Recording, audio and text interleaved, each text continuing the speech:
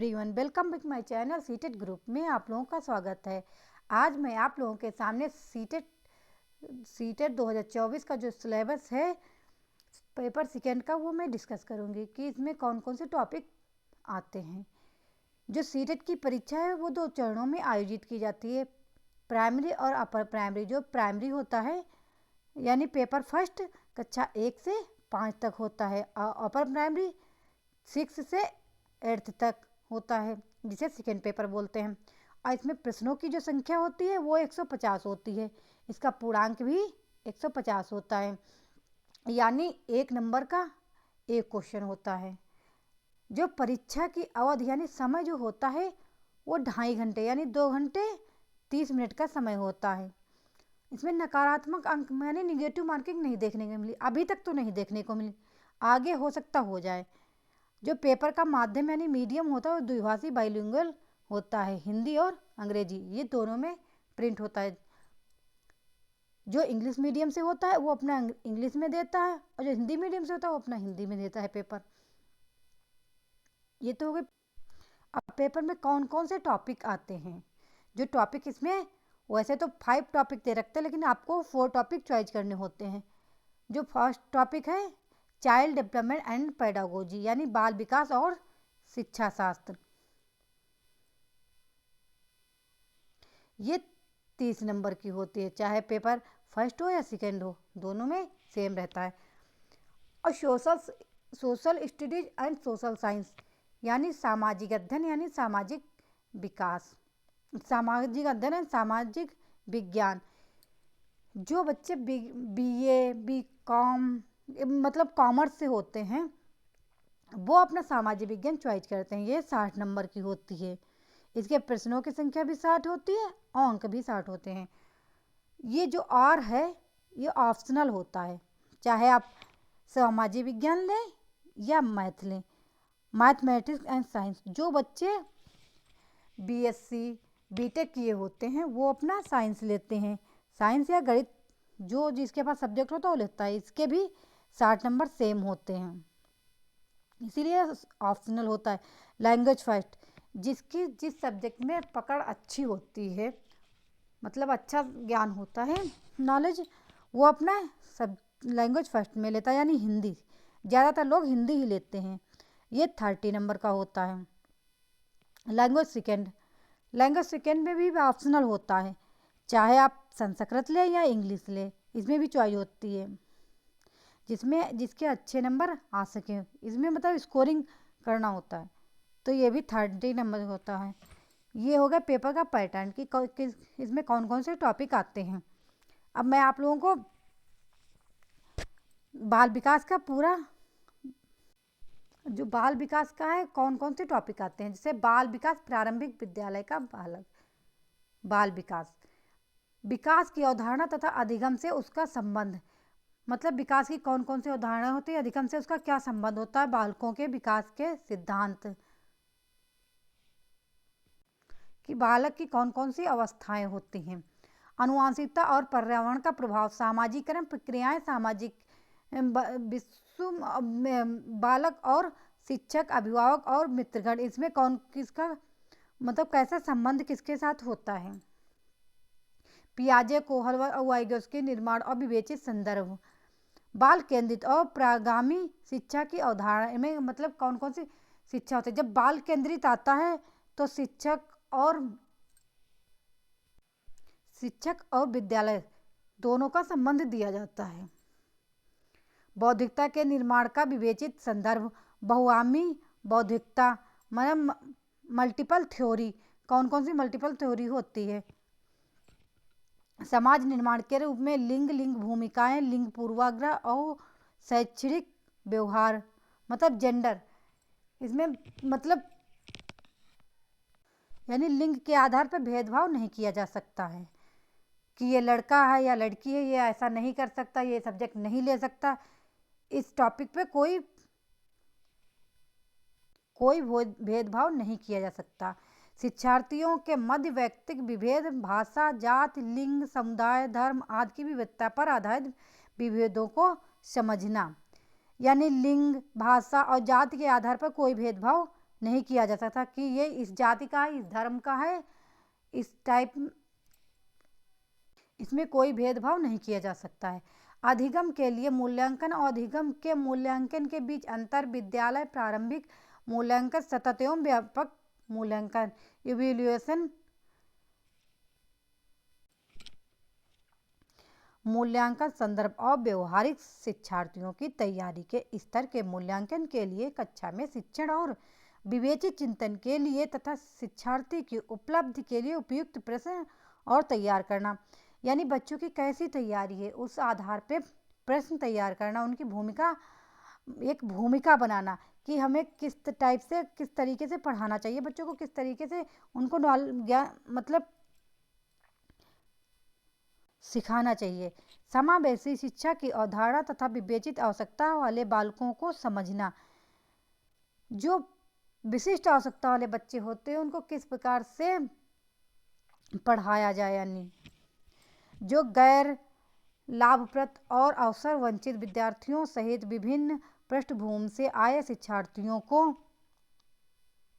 शिक्षार्थियों की आवश्यकताओं को समझ, जो मतलब अलग संप्रदाय या अलग जाति या वंचित जो बालक होते हैं उनको किस तरीके से पढ़ाएं हम कि उनको समझ में आ जाए।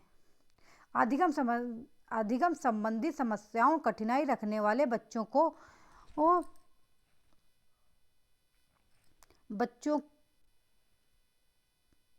बालकों की आवश्यकताओं को समझना, मतलब जो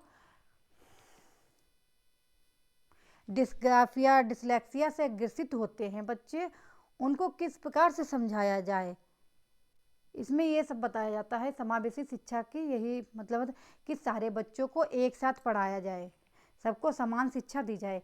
प्रतिभाशाली रचनात्मक तो विशेष रूप से सक्षम शिक्षार्थियों की आवश्यकता को समझना।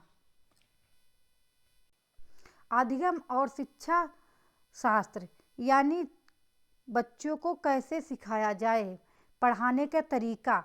अधिगम और शिक्षा शास्त्र का यही मतलब होता है कि किस तरीके से बच्चों को पढ़ाया जाए, बच्चे किस प्रकार सोचते और सीखते हैं, बच्चे कैसे और क्यों स्कूल में सफलता प्राप्त करने में असफल प्रदर्शन, यानी बच्चों को किस प्रकार से पढ़ाया जाए कि वह असफल न हो, उनको उनके सामने कैसे हम अपने आप को प्रेजेंट करें, मतलब कैसे उनको सिखाएं। शिक्षण और सीखने की बुनियादी प्रक्रियाएं। बच्चों को सिखाने की रणनीति एक सामाजिक गतिविधि के रूप में सिखाना।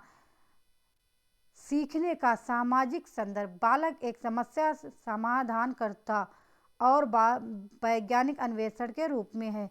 जो बालक है वो समस्या समाधानकर्ता यानी अन्वेषण के रूप में होता है। उसको सिखाने के लिए नए नए तरीके खोजने चाहिए कि उसको इस टाइप से हम सिखा सकते हैं। बालकों में सिखाने की वैकल्पिक अवधारणा। बच्चों की त्रुटियों को महत्वपूर्ण समझना, सीखने की प्रक्रियाओं में कदम रखना। कभी भी बच्चे को गलत नहीं माना जाता है, उसकी त्रुटियों के गलत नहीं कहा जा सकता है। बच्चे को अलग अलग तरीके से सिखाना चाहिए, तभी उसको पढ़ाया जा सकता है। संज्ञान एवं भावनाएं। प्रेरणा और अधिगम। Motivation and learning. अधिगम में योगदान देने वाले कारक व्यक्तिगत और पर्यावरणीय, मतलब व्यक्तिगत और पर्यावरण, ऐसा पर्यावरण बनाना चाहिए कि बच्चे को उसको सीखने में आसानी रहे। एनईपी सन 2022 एनसीईआरटी मतलब राष्ट्रीय शिक्षा नीति, कौन कौन सी शिक्षा नीति आती है उनके बारे में बताना। ये तो बाल मनोविज्ञान यानी सीडीपी का सिलेबस हो गया। अब मैं आप लोगों के सामने पेपर सेकेंड का सामाजिक अध्ययन का सिलेबस डिस्कस करूंगी। इतिहास मतलब हिस्ट्री, क्या क्या आता है, कब कहाँ और कैसे, मतलब कहाँ क्या हो रहा है, पहले किसान और चरवाहे, प्रथम शहर, कौन सा प्रथम शहर है, प्रारंभिक अवस्थाएं कौन कौन सी हैं, जैसे शैशवावस्था, बाल्यावस्था, ये सब अवस्थाएं, नए विचार, पहला साम्राज्य, सुदूर देशों से संपर्क, कौन राजनीतिक विकास, सांस्कृतिक और विज्ञान, नए राजा और नए राज्य, मतलब कौन नए राजा हुए हैं, कौन से राज्य बने हैं, कौन से केंद्र शासित हैं, कौन से नहीं केंद्र शासित हैं, ये सब। दिल्ली के सुल्तान, दिल्ली के कौन से सुल्तान थे, पहले कौन से थे।